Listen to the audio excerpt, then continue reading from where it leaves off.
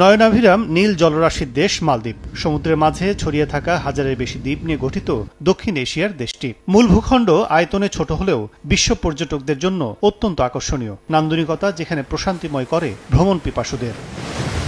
বিশ্ব পর্যটনের চ্যাম্পিয়ন দেশটি এবার দীর্ঘ ৬ বছর পর আবারও বাংলাদেশের সাথে সরাসরি যোগাযোগ শুরু করেছে আকাশপথে। মালদ্বীপের জাতীয় উড়োজাহাজ সংস্থা মালদ্বীভিয়ান এয়ারলাইন্সের উদ্বোধনী ফ্লাইটটি বৃহস্পতিবার ভোর ৫টা ২০ মিনিটে হযরত শাহজালাল আন্তর্জাতিক বিমানবন্দরে অবতরণ করে। এ সময় ঐতিহ্যবাহী ওয়াটার ক্যানন স্যালুটের মাধ্যমে ঢাকা মালে সরাসরি ফ্লাইটকে স্বাগত জানানো হয়। প্রাথমিকভাবে এই রুটে সপ্তাহে ২ দিন রোববার ও বৃহস্পতিবার ফ্লাইট পরিচালিত হবে। রিটার্ন টিকিটের ভাড়া শুরু $৩৯৯ মার্কিন, যা বাংলাদেশি মুদ্রায় প্রায় ৪৭,৮৮০ টাকা। যাত্রীরা ৩০ কেজি ব্যাগেজ সুবিধা ও বিনামূল্যে অনবোর্ড খাবার সুবিধা পাবেন। উদ্বোধনী ফ্লাইট মালদ্বীভিয়ান একটি A320 মডেলের এয়ারবাস পূর্ণ যাত্রী নিয়ে ঢাকা অবতরণ করে এবং একই দিন সকাল ৬টা ২০ মিনিটে ঢাকা থেকে মালের উদ্দেশ্যে যাত্রা করে।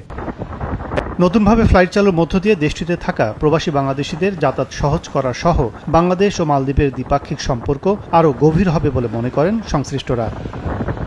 এদিকে টিকিট বিক্রি, অর্থ লেনদেনের স্বচ্ছতার অভাব এবং টাকা পাচারের অভিযোগ ওঠায় ঢাকা দক্ষিণ কোরিয়া রুটে পরিচালিত নন শিডিউল যাত্রীবাহী চার্টার্ড ফ্লাইট সাময়িকভাবে স্থগিত করেছে বাংলাদেশ বেসামরিক বিমান চলাচল কর্তৃপক্ষ বেবিচর।